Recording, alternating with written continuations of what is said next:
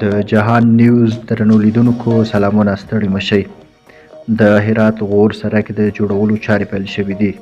د سرپرست حکومت د اقتصادي مرستیال هرات ته د سفر په ترڅ کې د هرات او غور ترمنځ د سړک جوړولو د چارو پرانیسته وکړه. اقتصادي مرستیال په همدې موخه جوړو شوو مراسمو ته ویلي د ترانسپورت سکتور د هیواد په اقتصادي وده کې مهم رول لري او سرپرست حکومت همدې اهمیت ته په کتو یاد سکتور یو له لومړیتوبونو بولي. نوموړي ویلي د سرپرست حکومت په راتګ د لویو لارو د بیارغونې کارونه پیل شوي چې دغه سړک یو له مهمو ملي او لویو پروژو څخه دی. د هرات غور سړک په دریو پړاوونو کې جوړیږي چې تیر کال یې لومړۍ برخه د 25 کیلومتره په اوږدوالي سره پیل شوې وه. دغه 380 کیلومتره اوږد سړک د غور د یو کان په بدل کې رغول کیږي.